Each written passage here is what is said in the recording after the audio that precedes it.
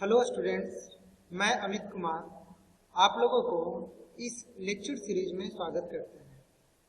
आज हम लोग मैथमेटिक्स 2 सब्जेक्ट का नाम है जो कि सिविल इंजीनियरिंग फर्स्ट सेमेस्टर को पढ़ना है। आज हम लोग उसे देखेंगे, ठीक है। तो मेरा पहला टॉपिक है आज फंक्शन। क्या है? फंक्शन, ठीक है। आज देखते हैं सबसे पहले फंक्शन होता क्या है। फंक्शन दो सेट के बीच का एक रिलेशन होता है जो एक सेट से दूसरे सेट में रिलेशन होता है, जिसमें ये कंडीशन होता है कि जिस सेट से रिलेशन बनता है उस सेट में एक भी एलिमेंट ऐसा खाली नहीं होना चाहिए जो कि सेट बाई में एसोसिएट नहीं कर पाया हो। जैसे लिखा हुआ है यहाँ पे, a function F from A non-empty set x to another non-empty set y is relation। मतलब ये एक रिलेशन है दो सेट के बीच में। यहाँ पे क्या है? Set x to set y है। which associates यही कंडीशन है आपका, which associates each and every elements of set x with a unique elements of set y। मतलब कि ये सेट x है और ये सेट y है, तो सेट x का प्रत्येक एलिमेंट्स सेट y का एक एलिमेंट्स के साथ रिलेशन बनाएंगे या सेट y के एक एलिमेंट्स के साथ रिलेट होंगे। जैसे यहाँ पे देखें, सेट x में 1 एलिमेंट्स है जो सेट y के p एलिमेंट से रिलेट हुए हैं। सिमिलरली यहाँ पे सेट x का 2 एलिमेंट्स है जो सेट y के q एलिमेंट से रिलेट हुए हैं। एंड अनदर यहाँ पे देख लीजिए, सेट x का 3 एलिमेंट्स है जो सेट y के q एलिमेंट्स के साथ रिलेट हुए। तो ये एक फंक्शन है। इसका मतलब देखिए, सबसे पहले तो दो नॉन एम्प्टी सेट होना चाहिए था। हाँ, सेट x भी नॉन एम्प्टी है। नॉन एम्प्टी कहने का मतलब उसमें कुछ ना कुछ एलिमेंट हो। हाँ सही है, दोनों में एलिमेंट्स है। इसमें 1 2 3 है सेट x में, एंड सेट y में है p q r। सही है, दोनों सेट x है जो नॉन एम्प्टी है। फिर सेट x है जो सेट y से रिलेट कर रहा होगा। देखिए कैसे, तो 1 एलिमेंट p के साथ, 2 q के साथ, 3 q के साथ। तो देख लीजिए, ये जो सेट x में एक भी ऐसा एलिमेंट्स नहीं होना चाहिए जो सेट y के एलिमेंट से रिलेट नहीं करता हो। यही लिखा हुआ है, each and every element of set x which associates a unique elements of set y। ठीक है, मतलब सेट x की सारा एलिमेंट्स एक यूनिक एलिमेंट्स ऑफ y के साथ एसोसिएट होना चाहिए। ठीक है, अब देखिए यहाँ पे, लेकिन यूनिक एलिमेंट्स बोल रहा है, मतलब कि सेट x का एलिमेंट्स एक ही एलिमेंट्स के साथ एसोसिएट होना चाहिए y का। अब देखिए, जैसे कि यहाँ पे सेट x है, ये सेट x है और ये सेट y है। देखिए सेट x का 1 जो एलिमेंट है सेट y का p के साथ रिलेट कर रहा है। बहुत अच्छा। अब देखिए सेट x का 2 एलिमेंट्स है, ये जो 2 एलिमेंट्स है ये सेट y का 2 एलिमेंट्स के साथ रिलेट हो रहा है। इसका मतलब ये कतई नहीं है, मतलब ये फंक्शन नहीं होगा। इसी कारण ये देखिए लिखा हुआ है कैंसिल का साइन है, इसका मतलब ये फंक्शन नहीं है। ठीक है, अब देखते हैं नजर। अब देखिए इसमें जो एग्जांपल है, बहुत सारा चार फंक्शन यहाँ पे हम शो किए हुए हैं। इसमें 4 फंक्शन में आपको बताना है कौन कौन फंक्शन है और कौन कौन नहीं है। देखिए सबसे पहला हम इसको फंक्शन 1 मानते हैं, इसको फंक्शन 2 मानते हैं, f2 कर लेते हैं ना, इसको f1 मान लेते हैं, इसको f3 मान लेते हैं, इसे हम f4 मानते हैं।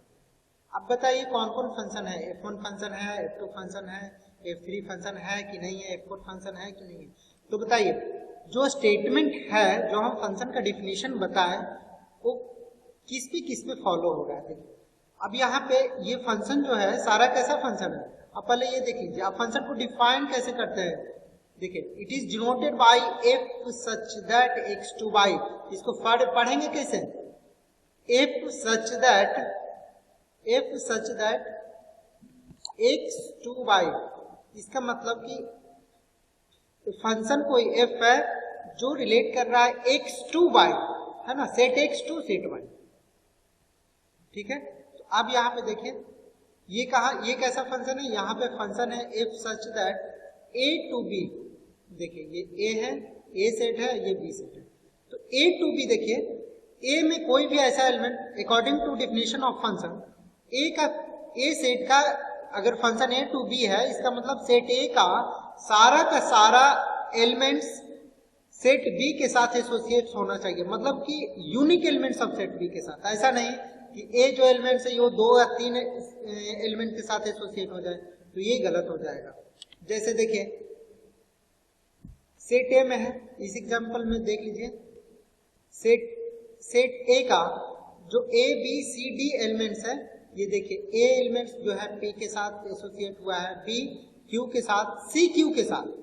अब देखिए ये b c q के साथ, c q के साथ, लेकिन b तो एक ही यूनिक एलिमेंट्स लिया q ना, b 2 एलिमेंट्स के साथ नहीं होना चाहिए, ये नहीं होना चाहिए, है ना। ये अगर रहता तो फंक्शन नहीं होता, ठीक है। तो b q के साथ, c भी q के साथ लगा हुआ है, फिर भी ये फंक्शन है, क्योंकि इसका कंडीशन है कि a सेट का एलिमेंट्स सेट b का 2 एलिमेंट्स के साथ रिलेट नहीं होना चाहिए, ठीक है। अब जैसे एक एग्जांपल आपको देंगे, जैसे अगर फंक्शन समझना है तो ये जो लिखा हुआ रहता है f such that a to b, तो इसको समझ लीजिए किसी कोई फैमिली मेंबर है, उसमें ये है आपका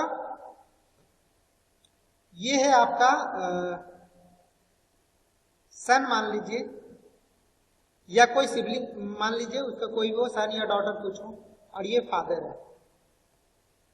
तो बता दीजिए ये a है, हाँ सही बात है, a कोई बच्चा होगा, a कोई बच्चा है, उसका पिता p है, बहुत सही। b कोई बच्चा है, उसका पिता q है, बहुत सही।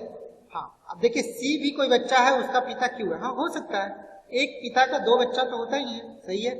d कोई है एलिमेंट, उसका पिता देखिए r है, चलेगा, सही है।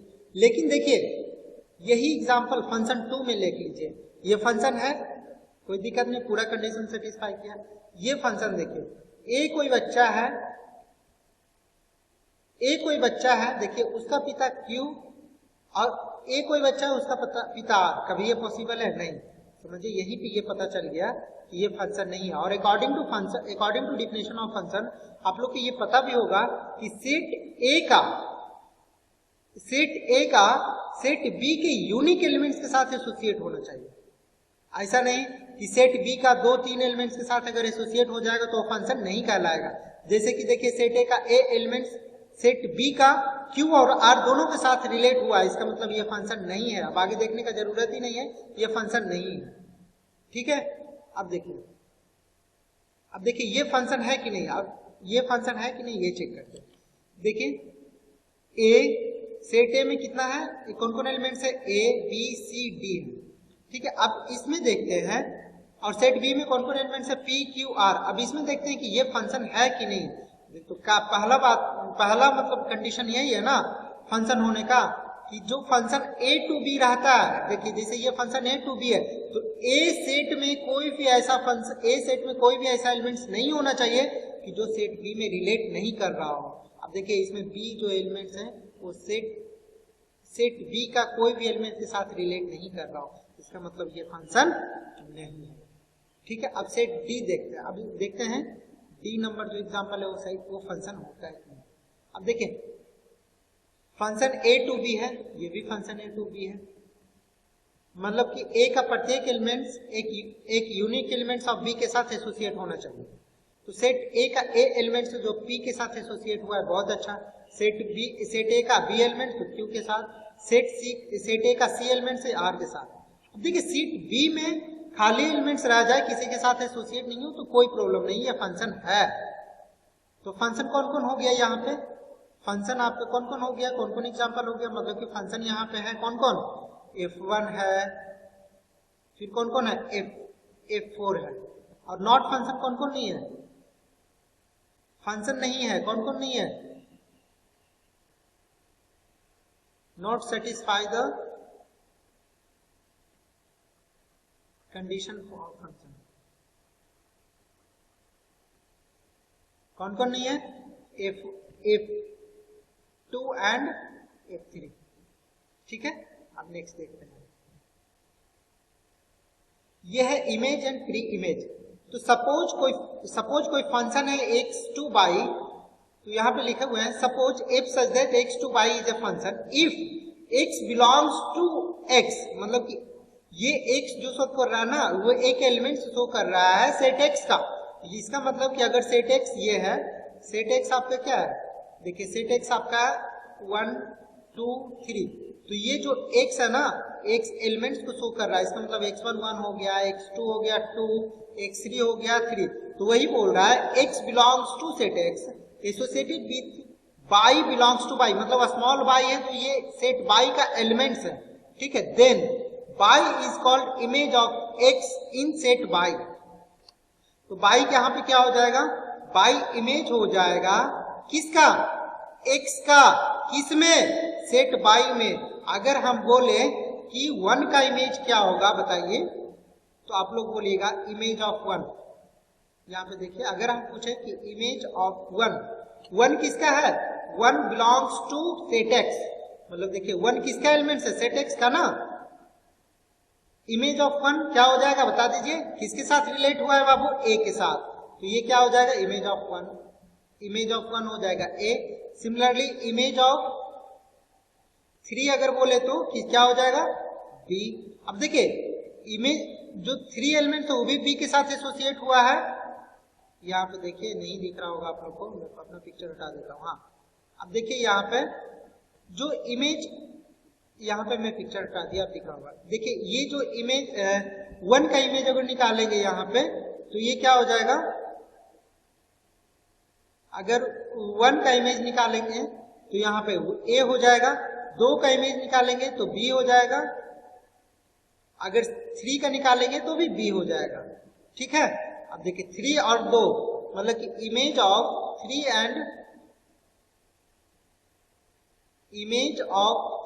एंड 2 दोनों का क्या हो जाएगा, b हो जाएगा। ठीक है, अब देखते हैं नेक्स्ट। प्री इमेज किसका होगा, प्री इमेज निकाला जाता है सेट y का। प्री इमेज किस में रहता है, x में रहता है, सेट x में। तो देखते हैं, यही लिखे हुए हैं, यहाँ पे लिखे भी हैं x is called pre image of y in set x। अब प्री इमेज निकालेंगे किसका, सेट y का। देखते हैं नेक्स्ट एग्जांपल एक दिया हूं, देखिए क्वेश्चन है, find the image of the each element of set x and pre image of each element of set y। तो इसका देखिए पहले इमेज निकालेंगे, तो इमेज किसका, सेट x का। तो इमेज ऑफ, है ना, क्या लिखेगा, इमेज ऑफ 5 क्या हो जाएगा बता दीजिए, 7। सिमिलरली इमेज ऑफ 6 क्या हो जाएगा, 6 जो एलिमेंट है किसके साथ रिलेट हुआ, 8 के साथ, 8 हो जाएगा। सिमिलरली इमेज ऑफ 7 क्या हो जाएगा, 9 हो जाएगा, क्योंकि 7 जो एलिमेंट है सेट x का किसके साथ रिलेट हुआ, ये फंक्शन कैसा है, f such that x2 y है ना। अब इमेज ऑफ 8 क्या हो जाएगा, इमेज ऑफ 8 हो जाएगा आपका, 8 किसके साथ रिलेट हो रहा है, 10 के साथ। अब देखिए प्री इमेज किसका देखा जाता है, सेट y का। तो प्री इमेज ऑफ 7 क्या हो जाएगा, प्री इमेज ऑफ 7, देखिए जो 7 एलिमेंट से किसके साथ रिलेट हुआ, 5। सिमिलरली प्री इमेज ऑफ 9 क्या हो जाएगा, प्री इमेज ऑफ 9 हो जाएगा 7। फिर प्री इमेज ऑफ 10 क्या हो जाएगा, 8। फिर प्री इमेज ऑफ 8 क्या हो जाएगा, 7। ठीक है, अब देखिए ये एक इधर देखिए थोड़ा सा, कि अगर प्री इमेज ऑफ b निकाले, यहाँ पे प्री इमेज ऑफ b निकाले तो प्री इमेज ऑफ b दोनों हो जाएगा, प्री इमेज ऑफ b 2 और 3 दोनों होगा।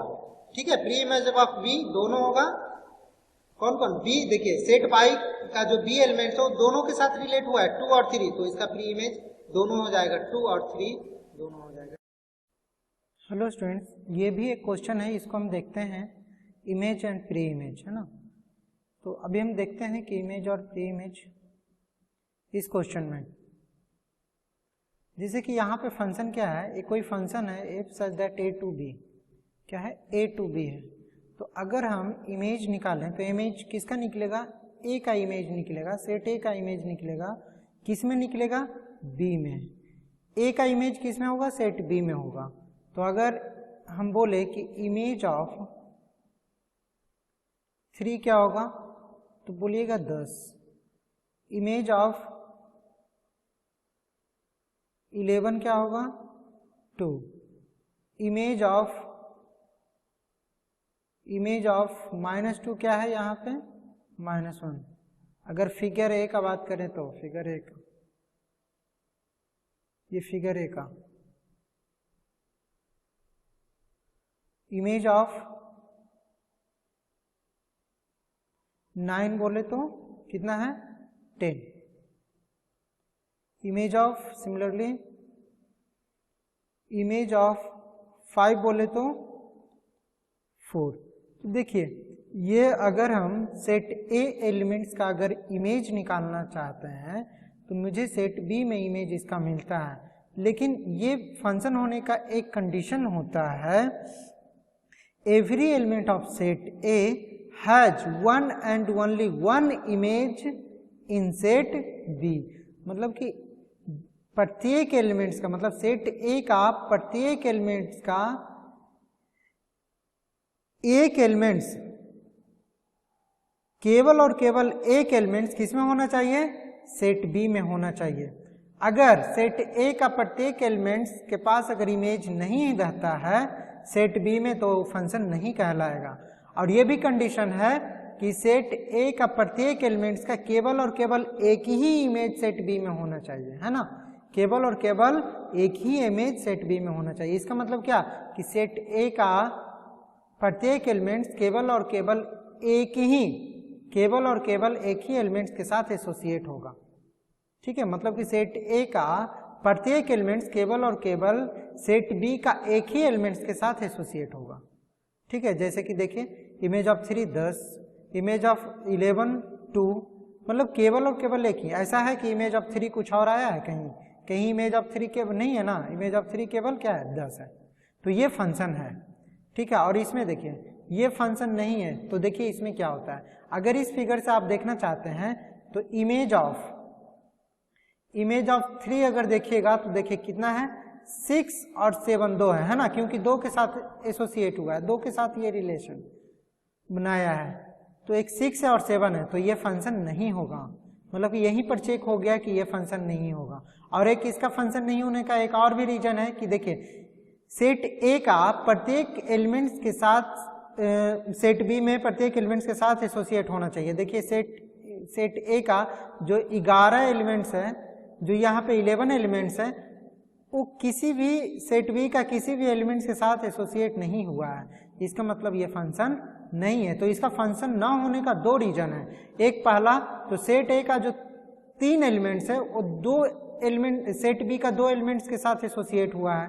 पहला कहने का मतलब कि फंक्शन होने के लिए सेट ए का अगर कोई फंक्शन क्या है, अगर कोई फंक्शन ए टू बी है, क्या है function a to f such that a to b है, इसका मतलब कि ए एलिमेंट्स का सेट ए एलिमेंट्स का प्रत्येक एलिमेंट सेट ए का प्रत्येक एलिमेंट्स का एक और केवल एक ही इमेज सेट बी में होना चाहिए और प्रत्येक एलिमेंट्स का होना चाहिए। देखिए 11 का कहीं बना है इमेज सेट बी में, कहीं तो इमेज नहीं है, इसका मतलब ये फंक्शन नहीं है। इसीलिए देखिए यहाँ पर लिखा हुआ है this is not a function, ठीक है। तो एक फंक्शन का और डिफिनेशन और कंडीशन दोनों लिख सकते हैं, है ना। क्या लिख सकते हैं, लिखिए a relation F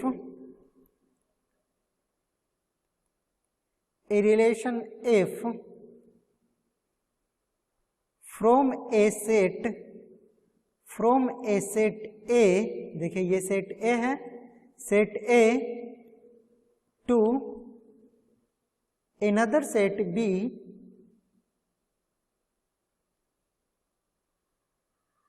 is said to be a function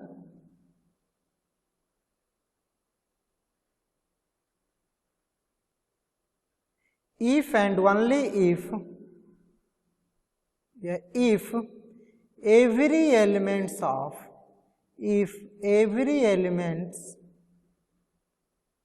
of set A has one and only one image, one and only one image in set B.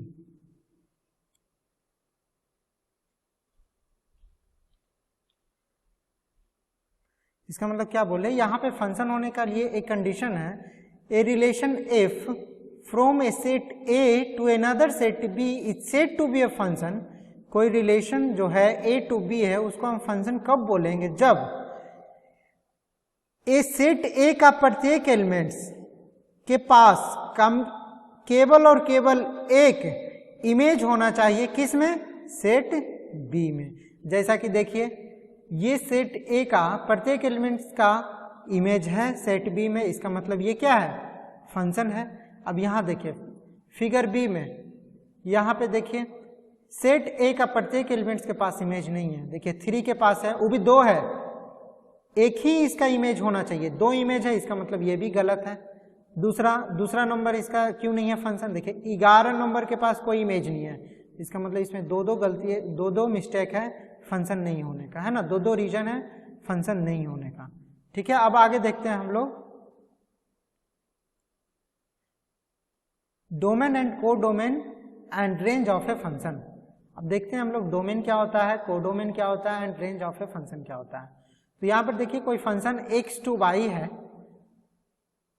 then if such that x to y be a function from a set x to y, यहाँ पे देखिए 2 set है x और y, तो ये function f है, मतलब कि f such that x to y है, मतलब कि ये रिलेशन बना है x to y, तो set x is called domain. तो जो भी ये सेट x है, जो भी ये सेट x में जो भी एलिमेंट्स है वो क्या कहलाएगा, यहाँ पे डोमेन कहलाएगा। तो set x is called domain and set y, ये जो भी बाइक सेट का जो भी एलिमेंट्स है वो क्या कहलाएगा, codomain. Set y is called codomain and set. अब देखिए ये रेंज इंपॉर्टेंट है, और देखिए रेंज के लिए क्या लिखा हुआ है, set form by elements of set y which are associated with set x is called range. मतलब कि सेट y में, यहां पे देखिए सेट y में, ये जो सेट y है, सेट y में देखेंगे कि सेट y का कौन कौन सा एलिमेंट्स सेट a के साथ एसोसिएट हुआ हो।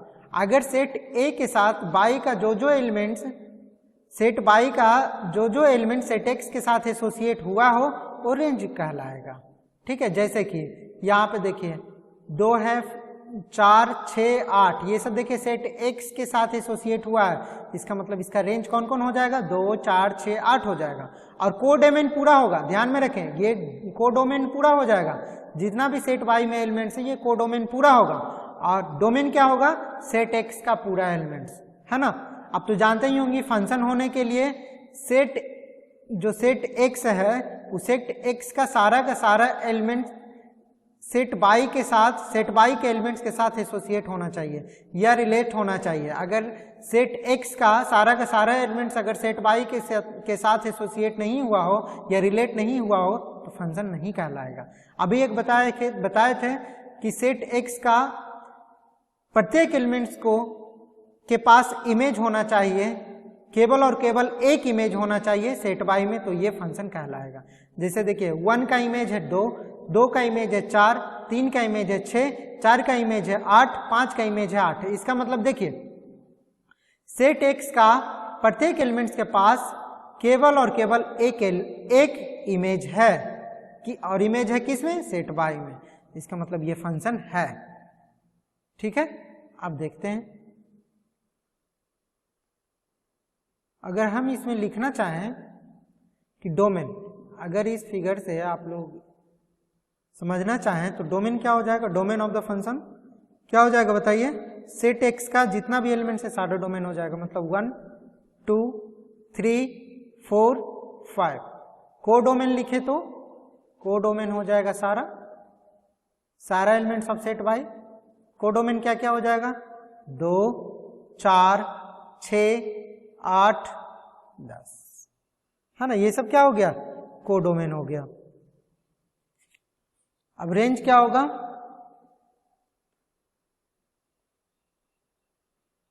रेंज क्या हो जाएगा बोलिए, रेंज सेट वाई का वैसा एलिमेंट्स जो सेट एक्स के साथ एसोसिएट हुआ हो।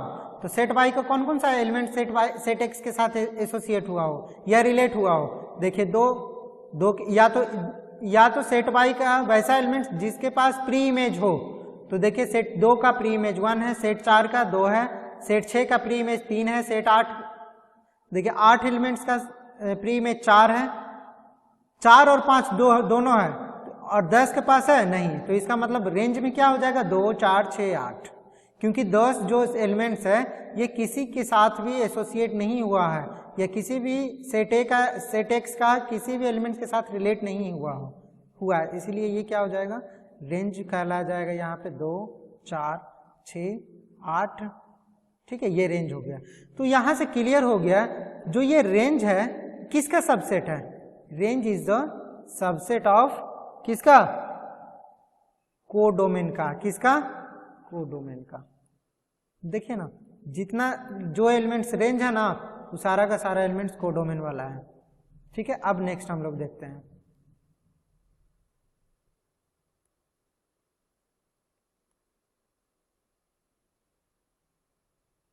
हाँ देखिए इस क्वेश्चन में लिखे हैं find the domain codomain and range of a function given below.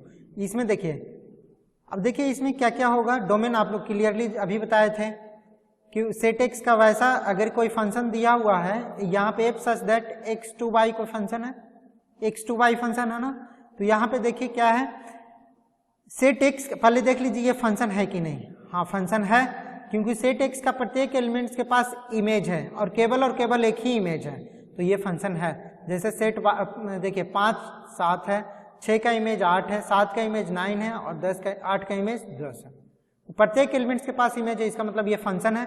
तो इसमें डोमेन क्या हो जाएगा, डोमेन इसमें हो जाएगा 5 6 7 8, क्या हो जाएगा 5 6 7 8, ये डोमेन हो गया।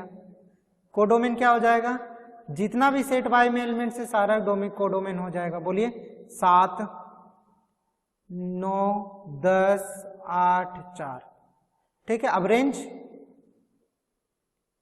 क्या क्या होगा, अब देखिए सेट एक्स के साथ कौन कौन रिलेट हुआ है ना, या तो किस सेट वाई का वैसा एलिमेंट जिसका प्री इमेज हो, तो प्री इमेज किसके पास है, 7 के पास है, 9 के पास है, 10 के पास है, 8 के पास है, तो ये रेंज कहलाएगा 7 9 10 8, ये सब रेंज हो गया, ठीक है। अब नेक्स्ट देखते हैं meaning of y equal to f of x. इसका मीनिंग क्या है, तो इसका मतलब होता है it means y is express in terms of x। इसका मतलब हुआ यहाँ पे कोई फंक्शन दिया हुआ है, जो y है वो किस में एक्सप्रेस हो रहा है, x के फॉर्म में, जैसे y equal to x square, तो ये जो y है किस में एक्सप्रेस हो रहा है, x में, या y equal to x plus 4, इसमें देखिए ये जो y है केवल और केवल x वेरिएबल में ही एक्सप्रेस हो रहा है, तो वही लिखे हुए हैं, it means y is express in terms of x and value x and value of y depends upon x only. और ये वैल्यू ऑफ y निकलेगा वो किसके ऊपर डिपेंड करेगा, x के ऊपर। ये तो कांस्टेंट है, वो तो वैल्यू फिक्स रहता है, जैसे ये 4 है, 4 तो कांस्टेंट है, वो हमेशा रहेगा। अब फिर यहाँ पे देखिए ये जो x है इसी को क्या बोलते हैं, इंडिपेंडेंट वेरिएबल। जो ये x है y equal to f of x कोई फंक्शन है, तो यहाँ पे x को क्या बोलते हैं, इंडिपेंडेंट वेरिएबल, और y को क्या बोलते हैं, डिपेंडेंट वेरिएबल। क्यों ऐसा, इसलिए बोले कि x का कोई भी वैल्यू आप पुट करिएगा तो उसके करस्पॉन्डिंग y का वैल्यू आपको निकलेगा। जैसे यहाँ पे कोई उदाहरण ले लिए हैं, y equal to f of x equal to क्या है, x प्लस 2 है, तो अगर आप निकालें कि एट x बराबर 1 वैल्यू ऑफ y का वैल्यू क्या होगा, तो क्या निकालेंगे, y at x equal to 1,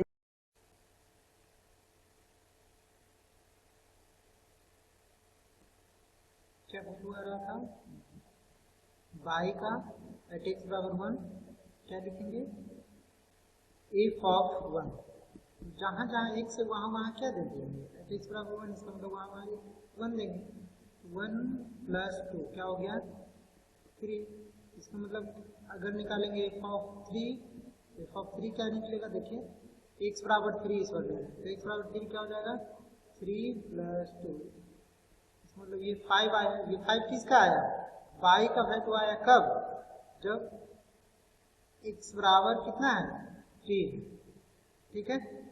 अब सिमिलरली एक देखते हैं फंक्शन, सिमिलरली इसी प्रकार से अगर आपको दे दिया जाए y equal to x square, तो आप अगर आप चूज किए हैं वैल्यू, आप चूज कर सकते हैं एट x बराबर 1 2, तो यहाँ पे क्या हो जाएगा, ये भी क्या है y equal to f of x ही है, क्यों, क्योंकि देखिए y जो है केवल और केवल x के ऊपर डिपेंड कर रहा है ना, यहाँ पे दो वेरिएबल हुआ, x और y दो वेरिएबल है, तो इसमें एक इंडिपेंडेंट है और एक डिपेंडेंट है, x यहाँ पे क्या है इंडिपेंडेंट वेरिएबल, ये कैसा है इंडिपेंडेंट है, इंडिपेंडेंट वेरिएबल, और y कैसा है डिपेंडेंट वेरिएबल, है ना।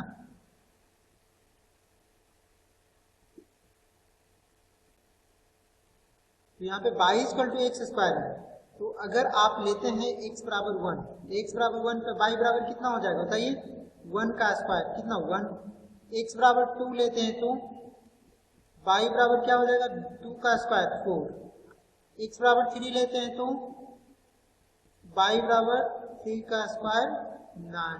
अब देखिए इसको हम लोग रिलेशन के फॉर्म में जैसे सेट बनाते थे ना, उस प्रकार से भी बना के लिख सकते हैं, जैसे ये क्या है function of x to y बना दीजिए, ये क्या है function of x to y है ना, यहाँ पे x का एक सेट का सारे एलिमेंट्स क्या क्या लिए हैं, x बराबर 1 2 3, इधर देखिए y का कितना है 1 4 9 1 4 9, देखिए 1 1 के साथ रिलेट हुआ है, 2 किसके साथ 4 के साथ, 3 किसके साथ 9 के साथ, है ना। अब फंक्शन x टू y है, इसलिए इस प्रकार से साइन दे देंगे कि दिखने में भी लगे कि function of x to y है। तो ये कौन सा फंक्शन है बाबू, f है, तो यहाँ पे f बराबर क्या हो, यहाँ पे f बराबर आप लिख सकते हैं, यहाँ पे f बराबर आप क्या लिख सकते हैं, यहाँ पे लिख सकते हैं f बराबर y is equal to f of x is equal to क्या लिख सकते हैं x स्क्वायर, ठीक है, समझ गए, तो ये एक फंक्शन है। अब देखते हैं कुछ क्वेश्चन देते हैं आप लोग को बनाने के लिए, जैसे यहाँ पे अगर लिखना चाहते हैं, अगर आपको दिया हुआ है y is equal to x square plus 2x plus 1, find the value of y at find y, यहाँ पे कुछ इस प्रकार से लिखिए पहले तो अच्छा लगेगा देखने में, यहाँ पे हम लिखते हैं इस प्रकार से y is equal to f of x बराबर इतना दिया हुआ x square plus 2x plus 1, ठीक है। तो यहाँ पे हम आपको अगर बोले कि आप निकालिए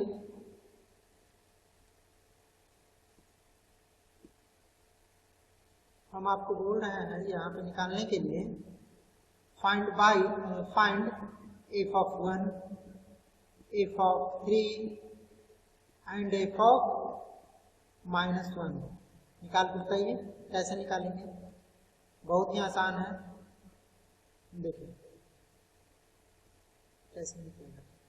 अगर पहला क्या बोला है एफ ऑफ 1, तो इसका मतलब y का वैल्यू निकलेगा कब, y का वैल्यू निकलेगा कहाँ पे, एट x बराबर 1 पे, इसका मतलब ये क्या लिखाएगा एफ ऑफ 1 लिखाएगा, है ना। तो जहां जहां x है वहां वहां क्या हो जाएगा 1 रख देंगे, x की जगह पे 1 पुट कर देंगे, है ना।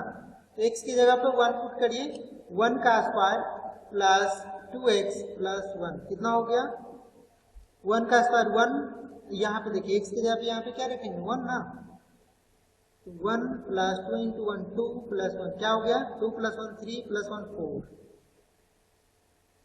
अब यहाँ पे f ऑफ 3 निकालना है ना। f ऑफ 3 कैसे निकालेंगे, जहां जहां x है वहां वहां 3 रखेंगे। 3 का स्क्वायर प्लस 2 इंटू 3 प्लस 1 क्या हो गया 3 का स्क्वायर 9 प्लस 6 प्लस 1, तो 9 प्लस 6 15 प्लस 1 क्या हो गया 16 ना। इसी प्रकार से f ऑफ -1 यहाँ पे देखिए x की जगह पे क्या रखेंगे, x की जगह पे क्या पुट करेंगे -1, तो -1 का स्क्वायर प्लस 2 इंटू -1 प्लस 1 क्या हो गया -1 का स्क्वायर प्लस 1 तो देखिए माइनस को कितना बार लिखेंगे -1 गुने -1, तो पहला तो माइनस माइनस प्लस हो जाएगा, इसका मतलब ये प्लस हो गया और 1 का स्क्वायर 1 है ना। जैसे कि माइनस कहीं भी लिखा हुआ रहेगा उसका पावर अगर इवन नंबर है क्या हो जाएगा प्लस, ठीक है। तो -1 का स्क्वायर क्या हो गया +1, फिर प्लस 2 इंटू -1 क्या हो जाएगा -2, फिर प्लस 1 है क्या हो गया ये 0, क्या हो गया 0 ना। 1 प्लस 1 2 -2 0, ठीक है। f ऑफ -1 का वैल्यू 0 निकला, f ऑफ 3 का वैल्यू 16 निकला, f ऑफ 1 का वैल्यू 4, बस यही है ना। अब देख सकते हैं एक क्वेश्चन और देते हैं हम आप लोग को बनाने के लिए, ठीक है। अब देखिए जो भी यहाँ पे पहले क्वेश्चन लिख देते हैं।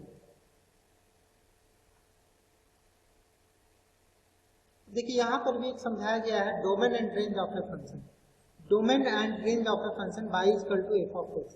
तो जो इस प्रकार से अभी हम क्वेश्चन दिए थे y बराबर क्या दिए थे x square plus 2x plus 1 दिए थे ना, हाँ प्लस 1 दिए थे।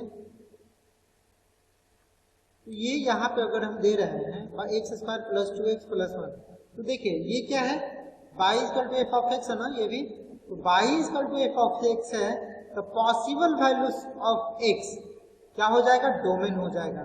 मतलब कि x का कोई भी वैल्यू जिसके लिए y का कुछ न कुछ वैल्यू निकल जाए उसी को हम लोग क्या बोलेंगे डोमेन बोलेंगे। तो possible values of x is called the domain and उसकी करस्पॉन्डिंग जो भी वैल्यू y का निकल करके आया उसको क्या बोलेंगे डोमेन रेंज, ठीक है। तो possible values of x is called the domain and corresponding value of the y is called the range of that function, okay।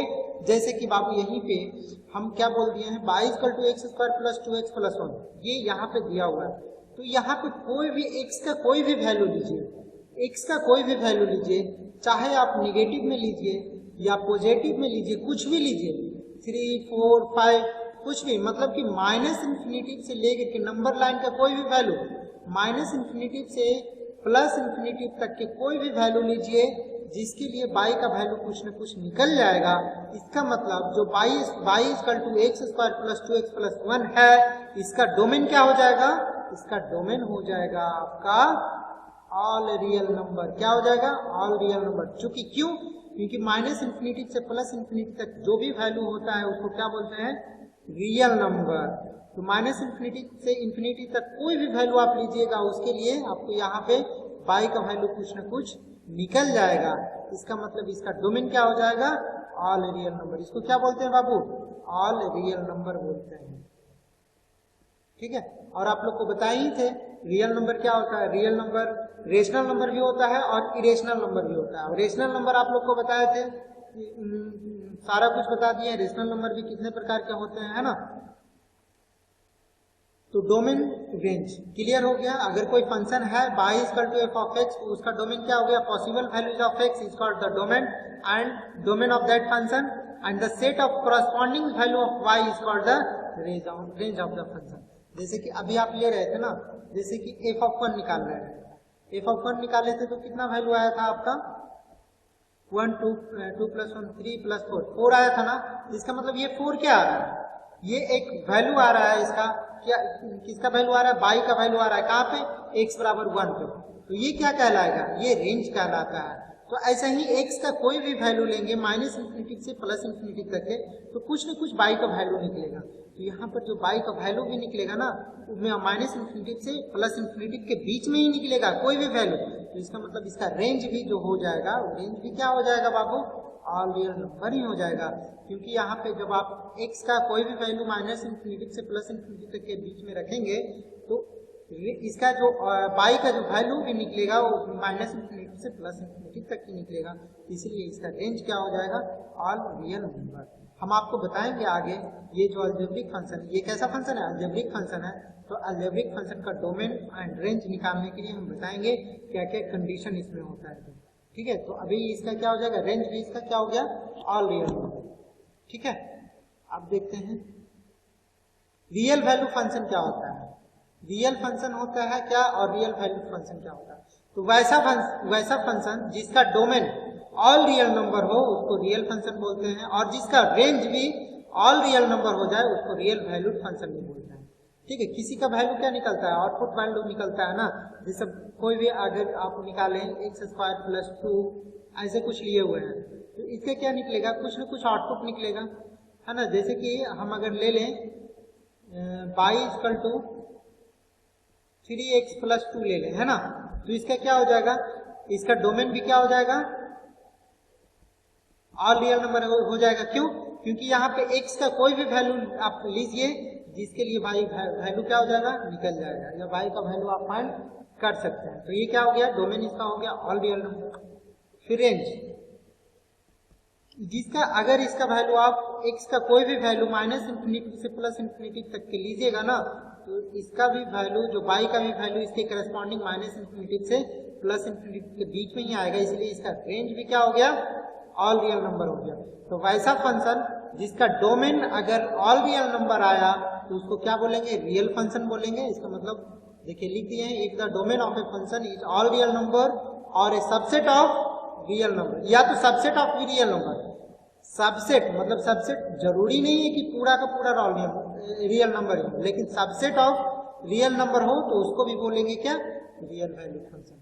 जैसे कि किसी का डोमेन अगर निकल के आ गया 1 2 3 4 तो ये सब क्या है, रियल फंक्शन, रियल वैल्यू है। ये भी क्या कहलाएगा, रियल फंक्शन कहलाएगा। जिस भी फंक्शन का ये डोमेन निकला वो फंक्शन कैसा कहलाएगा, रियल फंक्शन कहलाएगा। अब यहाँ पे देखिए, and if the range of a function is all real number या subset of all real number it is called the real value function. अगर उसका रेंज भी क्या निकल जाए, या तो ऑल रियल नंबर निकले या तो सेट ऑफ रियल नंबर निकले तो भी क्या कहलाएगा, रियल वैल्यू फंक्शन कहलाएगा।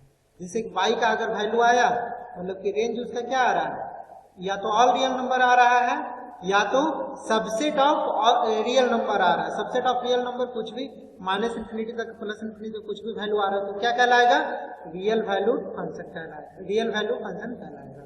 ठीक है, अब कुछ क्वेश्चन देते हैं आप लोग को निकालने के लिए। जैसे आप लोग को कुछ क्वेश्चन होमवर्क भी दे देते हैं, लिख लीजिए। कितना क्वेश्चन देखते हैं बना करके आप लोग लाते हैं।